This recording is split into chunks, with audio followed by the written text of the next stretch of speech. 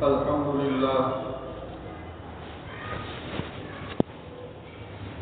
لله وكفى وسلام على عباده الذين اصطفى أما بعد فأعوذ بالله من الشيطان الرجيم بسم الله الرحمن الرحيم وما أرسلناك إلا رحمة للعالمين صدق اللہ العظیم۔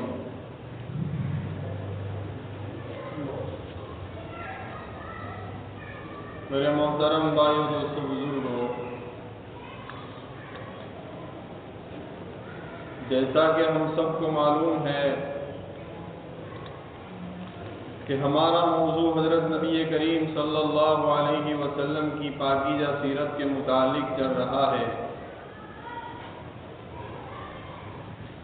آپ صلی اللہ علیہ وسلم کی 63 سالہ زندگی میں سے 50 سالہ تقریباً زندگی مختصراً آپ لوگوں کے سامنے بیان کر دی گئی ہے، اور یہ بھی بیان کر دیا گیا تھا کہ حضرت نبی کریم صلی اللہ علیہ وسلم کی عمر مبارک 40 سال کی ہوئی۔ اللہ تبارک و تعالیٰ نے نبی کریم صلی اللہ علیہ وسلم کو نبوت کا تاج پہنایا۔ قرآن پاک کا نزول شروع ہوا، اور اس نزول کے درمیان نبی کریم صلی اللہ علیہ وسلم کے اوپر دعوت و تبلیغ کی آیت کریمہ بھی نازل ہوئی۔ نبی کریم صلی اللہ علیہ وسلم نے دعوت و تبلیغ کا مرحلہ شروع کیا۔ شروع کرنا ہی تھا کہ آپ صلی اللہ علیہ وسلم کے اوپر مختلف حالات آئے۔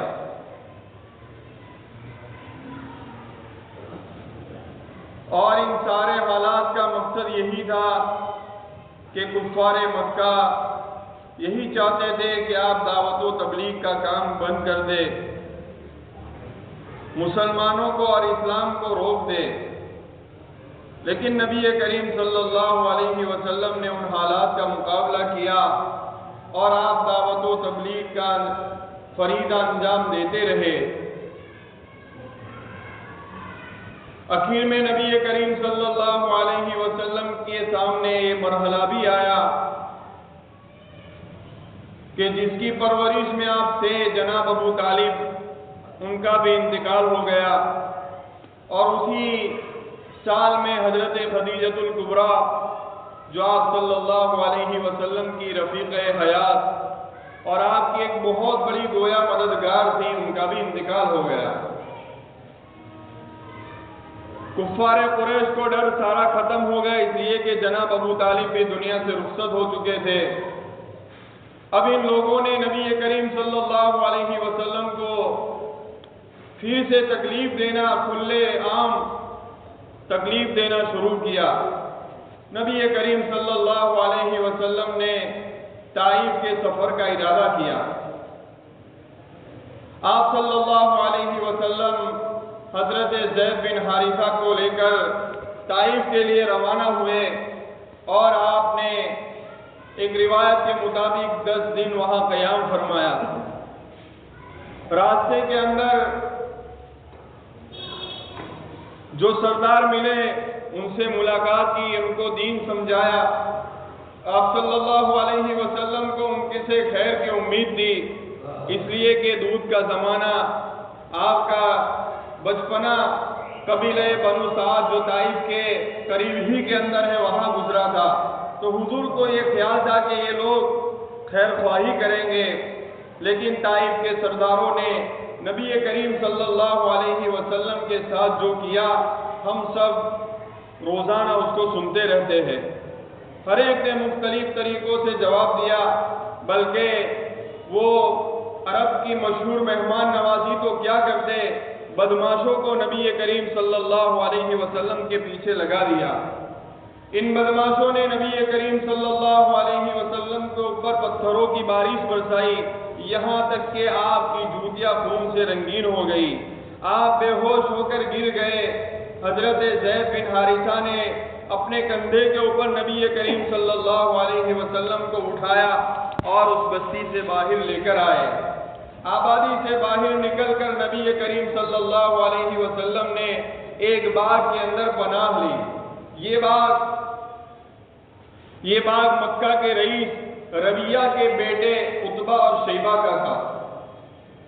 آپ نے انگور کی بیلی کے نیچے آپ تشریف فرما ہوئے وہاں پناہ لی۔ یہ عتبہ اور شیبہ جن کے پاس ایمان تو نہیں تھا لیکن یہ اچھے طبیعت والے تھے، اچھے لوگ تھے۔ نبی کریم صلی اللہ علیہ وسلم کی حالات دیکھ کر ان کو بھی رحم آیا تھا۔ اس باغ میں نبی کریم صلی اللہ علیہ وسلم نے دعا مانگی جو دعائے مستضعفین کے نام سے مشہور ہے۔ اگر آپ اس دعا کا ایک ایک جملہ سنیے تو آپ کو پتہ چلے گا کہ نبی کریم صلی اللہ علیہ وسلم کو طائف کے اندر جو پتھر مارے گئے تھے اور طائف والوں نے آپ کے ساتھ جو سلوک کیا تھا، اس سے آپ صلی اللہ علیہ وسلم کتنے غمگین اور رنجیدہ ہوئے تھے، اس دعا سے ہم کو پتہ چلتا ہے۔ اتنی بے رحمی سے وہ لوگ پیش آئے، یہ جس کے باغ کے اندر پناہ لی تھی کافر تھا لیکن اس کو بھی رحم آ گیا، اور عتبہ نے اپنے غلام جس کا نام عداس بتایا جاتا ہے، ان کے ہاتھوں انگور کا ایک گوشہ بھیجا۔ وہ عداس نبی کریم صلی اللہ علیہ وسلم کی خدمت میں وہ انگور کا گوشہ لے کر حاضر ہوئے۔ نبی کریم صلی اللہ علیہ وسلم نے بسم اللہ پڑھ کر اس کو کھایا تو یہ حیران سے حضرت جو عداس تھا اس وقت ایمان نہیں لائے تھے۔ عداس نبی کریم صلی اللہ علیہ وسلم کو حیرت سے دیکھنے لگا اور اس نے سوچا کہ اس آدمی نے جو کچھ بھی پڑھا ہے وہ تو کافر کے شعار سے بالکل الگ ہے، یہ بات تو ہم نے پہلے کبھی سنی ہی نہیں تھی۔ یہ دل ہی دل کے اندر سوچ رہا تھا۔ نبی کریم صلی اللہ علیہ وسلم نے ان سے پوچھا کہ تیرا دین کیا ہے اور تو کہاں سے ہے؟ عداس نے کہا کہ میں نینوا کا رہنے والا ہوں اور میرا مذہب یہ ہے۔ نبی کریم صلی اللہ علیہ وسلم نے فرمایا کہ تو ایک نیک صالح آدمی کے شہر کا ہے جس کا نام یونس ہے۔ تو عداس نے کہا کہ آپ اس کو کیسے پہچانتے ہیں؟ نبی کریم صلی اللہ علیہ وسلم نے فرمایا وہ میرا بھائی ہے، اس لیے کہ وہ بھی نبی تھے اور میں بھی نبی ہوں۔ عداس کہنے لگا آپ کا نام کیا ہے؟ نبی کریم صلی اللہ علیہ وسلم نے فرمایا میرا نام محمد ہے۔ فوراً اس نے کہا کہ میں نے تورات میں پڑھا تھا آپ کا نام اور میں نے آپ کے اوصاف بھی پڑھے تھے۔ پھر فرمایا کہ اللہ تبارک و تعالیٰ تم کو مکہ کے اندر مبعوث فرمائیں گے اور اہل مکہ تمہارا انکار کریں گے، آپ کے اوپر ایمان نہیں لائیں گے، لیکن گھبرانے کی ضرورت نہیں ہے، آپ کا دین غالب ہو کر رہے گا اور اللہ تبارک و تعالیٰ آپ کی ضرور بھی ضرور مدد فرمائیں گے۔ پھر اس نے کہا کہ میں ایک لمبے عرصے سے آپ کا انتظار کر رہا ہوں، اب مجھے آپ اسلام کی باتیں سمجھائیے۔ نبی کریم صلی اللہ علیہ وسلم نے ان کو اسلام سمجھایا، فوراً وہ مسلمان ہو گیا اور اس نے اسلام کو قبول کر لیا۔ جاتے ہوئے اس نے نبی کریم صلی اللہ علیہ وسلم کے سینے وسلم کے سر اور آپ کے ہاتھ کا بوسہ دیا۔ آج بھی اس جگہ کے اوپر بطور یادگار مسجد عداس نام کی ایک مسجد بنی ہوئی ہے۔ جو لوگ حج عمرہ میں گئے ہیں شاید انہوں نے دور سے اس کی زیارت کی ہوگی، وہ لوگ زیارت کے لیے لے جاتے ہیں، تو انہی غلام کے نام کے اوپر آج اس یادگار کے طور پر وہاں مسجد عداس نام کی ایک مسجد بنائی گئی ہے۔ تو بہرحال نبی کریم صلی اللہ علیہ وسلم کو طائف کے سفر میں 3 قسم کے لوگوں سے واسطہ پڑا۔ سب سے پہلے تو ان 3 سرداروں سے جن کے سامنے آپ نے دعوت و تبلیغ اور اسلام ان کے سامنے پیش کیا، لیکن وہ حق قبول کیا کرتے، بدماشوں کو نبی کریم صلی اللہ علیہ وسلم کے پیچھے لگا دیا۔ دوسرا عتبہ اور شیبہ جن کے بعد میں آپ نے پناہ لی تھی، ان سے واسطہ پڑا، انہوں نے مہمان نوازی کی، نبی کریم صلی اللہ علیہ وسلم کی حالت دیکھ کر انگور کھجور کا گوشہ اپنے غلام کے ساتھ بھیجا، اور تیسرا حضرت عباس کے ساتھ واسطہ پڑا جنہوں نے حق پہچانا، اور وہ فوراً نبی کریم صلی اللہ علیہ وسلم کے سامنے ہی انہوں نے اسلام کو قبول کر لیا۔ اب وہاں سے آپ طائف سے روانہ ہوئے۔ طائف سے روانہ ہوتے وقت آپ صلی اللہ علیہ وسلم نے مقام نخلا کے اندر قیام فرمایا۔ مقام نخلا یہ مکہ سے تقریباً ایک رات کی مسافت کے اوپر واقع ہے۔ نبی کریم صلی اللہ علیہ وسلم نے اس قیام کے دوران تہجد کی نماز کے لیے آپ کھڑے ہوئے تو پہلی رکعت کے اندر آپ نے سورہ رحمان پڑھی اور دوسری رکعت کے اندر سورہ جن پڑھی۔ سورہ جن پڑھی۔ اتفاق سے یہ ہوا کہ ملک شام کے مقام نصیبین اور دوسری روایت کے مطابق نینوا بتایا جاتا ہے، وہاں کے کچھ جناتوں کو وہاں سے گزر ہوا۔ جب انہوں نے نبی کریم صلی اللہ علیہ وسلم کی قرات سنی تو یہ لوگ وہاں ٹھہر گئے اور نبی کریم صلی اللہ علیہ وسلم سے قرات سننے لگے۔ جب نماز ختم ہوئی یہ جن نبی کریم صلی اللہ علیہ وسلم کی خدمت میں حاضر ہوئے۔ آپ صلی اللہ علیہ وسلم نے ان کے سامنے بھی اسلام پیش کیا۔ فوراً وہ لوگ مسلمان ہو گئے، وہ جنات سارے مسلمان ہو گئے۔ نبی کریم صلی اللہ علیہ وسلم نے ان کو جاتے ہوئے اس بات کی تلقین کی کہ آپ اپنے یہاں پر دعوت و تبلیغ کا کام کرتے رہیے۔ روایت کے اندر ہے کہ جنات کا پہلے جو مذہب تھا وہ یہودی مسلک کے اوپر تھے، لیکن ان کے اسلام کے قبول کرنے کے بعد انہوں نے جا کر محنت کی، جناتوں کی ایک بہت بڑی تعداد یہ مسلمان ہو گئی اور انہوں نے اسلام قبول کر لیا۔ نبی کریم صلی اللہ علیہ وسلم کے پاس جناتوں کا آنا جانا یہ قرآن پاک کے اندر دو صورتوں کے اندر اس کا تذکرہ موجود ہے، ایک سورہ احقاف میں ہے اور دوسرا سورہ جن کے اندر یہ سارا تذکرہ موجود ہے۔ در حقیقت نبی کریم صلی اللہ علیہ وسلم کے پاس جناتوں کا آنا اور ان کا اسلام قبول کرنا یہ اللہ تبارک و تعالیٰ کی جانب سے نبی کریم صلی اللہ علیہ وسلم کی ایک گویا غیبی ایک مدد تھی، ایک غیبی مدد تھی جو اللہ تبارک و تعالیٰ نے ان لوگوں کے ذریعے نبی کریم صلی اللہ علیہ وسلم کی فرمائی تھی، اور اس کا علم اللہ کے سوا کسی کو بھی نہیں، اس کا علم اللہ کے سوا کسی کو بھی نہیں۔ اور ان کا جو واقعہ جناتوں کا جو تذکرہ قرآن ماجد میں موجود ہے ان کے درمیان وہ آیتیں بھی ہیں جن میں نبی کریم صلی اللہ علیہ وسلم کی دعوت و تبلیغ کے اندر کامیابی ہونے کی اور اس بات کی بھی گواہی ہے کہ کائنات کی کوئی بھی طاقت اس دعوت و تبلیغ کے کام کے اندر کبھی بھی رکاوٹ نہیں بنے گی، اور یہ وقت وہ آئے گا کہ یہ دین پوری دنیا کے اوپر غالب ہو کر رہے گا۔ یہ بشارتیں بھی اس کے اندر موجود تھی۔ نبی کریم صلی اللہ علیہ وسلم کے اوپر جب یہ آیت کریمہ نازل ہوئی، آپ صلی اللہ علیہ وسلم کے وہ سارے غم کے وہ سارے بادلیں چھٹ گئے جو آپ کو طائف کے موقع کے اوپر تالیاں اور گالیاں اور پتھر مارنے کی وجہ سے آپ کو جو غم اور زنجیر آپ کو جو غم ہوا تھا وہ ساری ان بشارتوں سے نبی کریم صلی اللہ علیہ وسلم کے اوپر وہ بادل چھٹ گئے، اور آپ نے اسی وقت یہ اس عزم و مصمم کر لیا کہ اب کچھ بھی ہو جائے اب دوبارہ مکہ جانا ہے اور دعوت و تبلیغ کا کام ازسر نوم شروع کرنا ہے۔ اس موقع کے اوپر حضرت زید بن حارثہ نے کہا، اللہ کے رسول کیا آپ واپس مکہ جانا چاہتے ہیں؟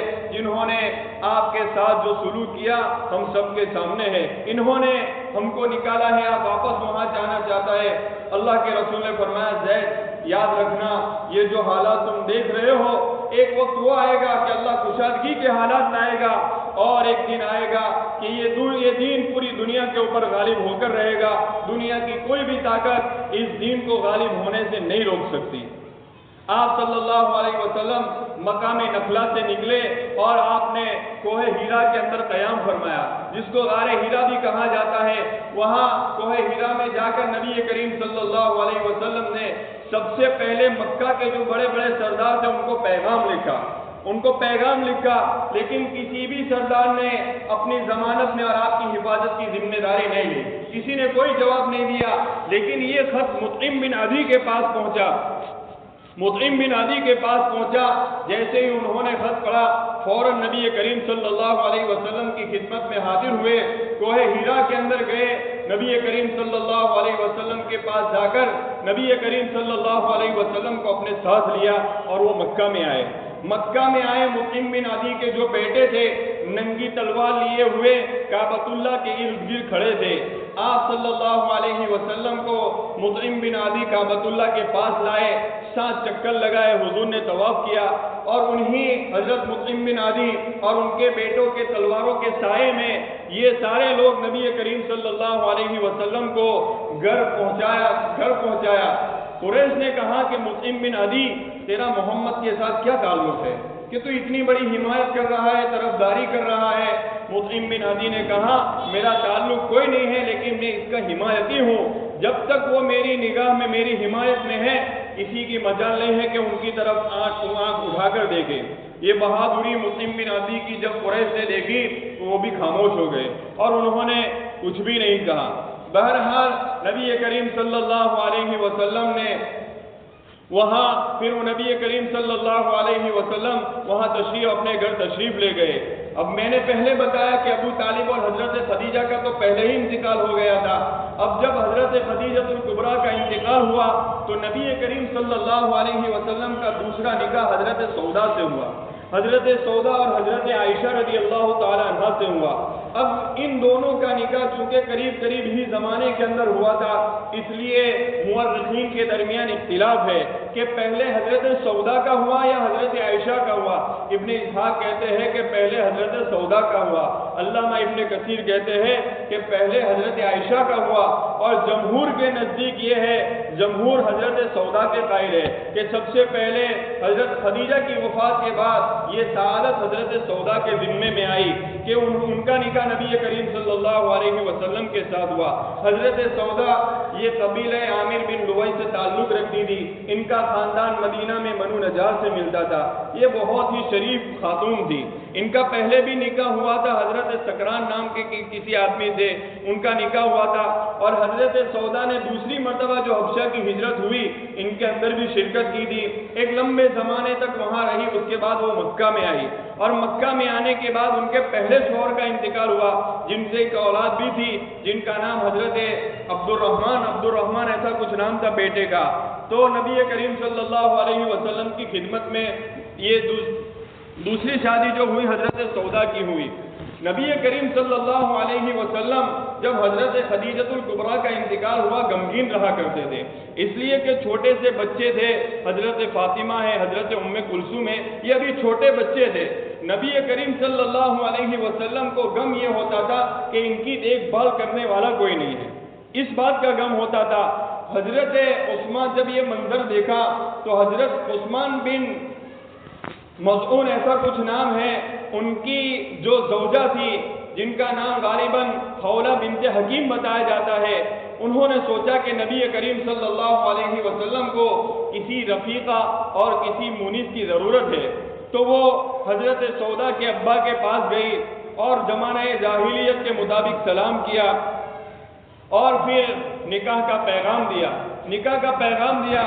تو ان کے ابا نے کہا کہ محمد صلی اللہ علیہ وسلم جو ہے ان کا گفتگو تو بڑا اچھا ہے, یعنی بڑے اچھے آدمی ہیں, لیکن ذرا حضرت سودا سے بھی تو پوچھیے. حضرت سودا سے پوچھا گیا, سارے مراحل طے ہو گئے. نبی کریم صلی اللہ علیہ وسلم پھر ان کے حضرت سودا کے گھر تشریف لے گئے. ان کے ابا نے نکاح پڑھایا, تقریباً 400 درہم مہر متعین ہوئی. حضرت سودا رضی اللہ تعالی عنہ ایک بہت ہی نیک صالح خاتون تھی, حق پسند تھی, اور وہ زمانہ جاہلیت کے اندر بھی جب وہ اسلام نہیں لائی تھی تب بھی زمانہ جاہلیت کی رسم و رواج سے وہ متفق نہیں تھی, وہ ناپسند کیا کرتی تھی. تو یہی وجہ تھی کہ نبی کریم صلی اللہ علیہ وسلم نے جب نبوت کا اعلان کیا فوراً ہی وہ مسلمان ہو گئی, اور ان کے اسلام لانے سے ان کی محنت سے قبیلے کے بہت سارے افراد ان کے ہاتھوں پر مسلمان ہوئے. اس قبیلہ عامر بن لوئی میں سب سے پہلے ایمان لانے والی اگر کوئی ہے تو یہ حضرت سودا ہے. ان کی محنت سے پھر قبیلے کے بہت سارے افراد ایمان لائے. تو بہرحال حضرت خدیجہ کی وفات کے بعد نبی کریم صلی اللہ علیہ وسلم کا نکاح حضرت سودا سے ہوا.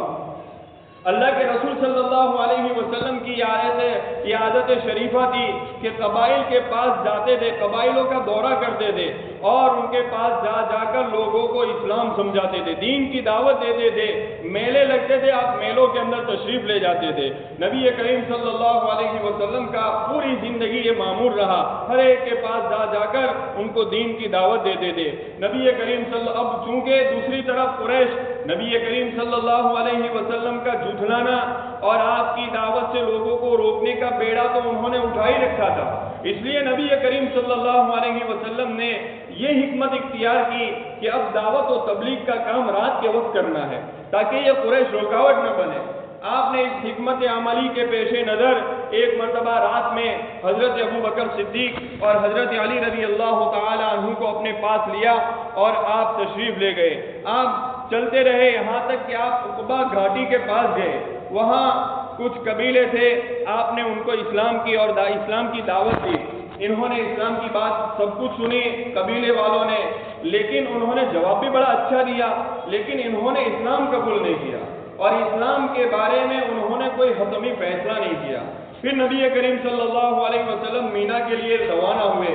مینا کے لیے روانہ ہو رہے تھے کہ چند نوجوان آپس میں باتیں کر رہے تھے۔ نبی کریم صلی اللہ علیہ وسلم نے موقع پاتے ہی آپ ان نوجوانوں کے پاس تشریف لے گئے اور پھر ان سے پوچھا کہ آپ کہاں سے ہیں، کیا آپ کا کہاں سے تعلق ہے؟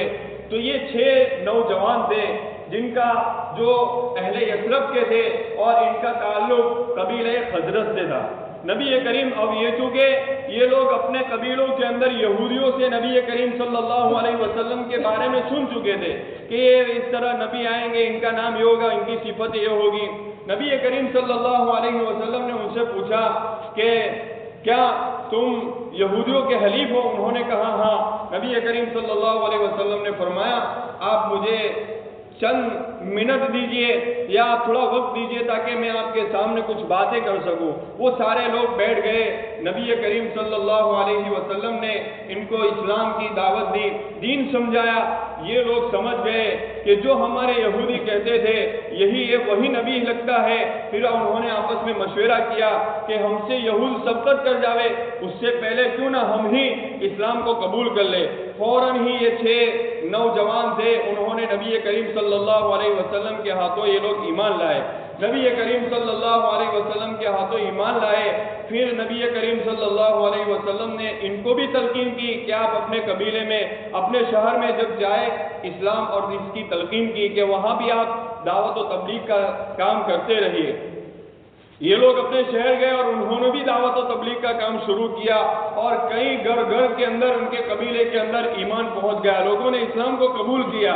بہرحال نبی کریم صلی اللہ علیہ وسلم کی اس دعوت و تبلیغ کی کامیابی اور کفار کے ظلم و ستم کے درمیان ہی یہ مرحلہ چل ہی رہا تھا کہ اب آسمان سے دھندلے چاندوں کی اور دھندلے تاروں کی آواز سنائی دی۔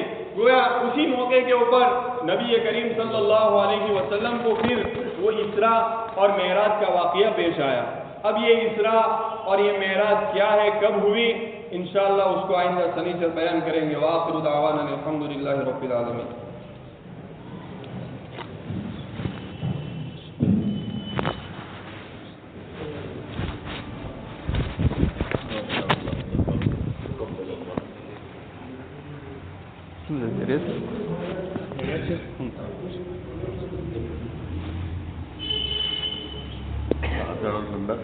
ہے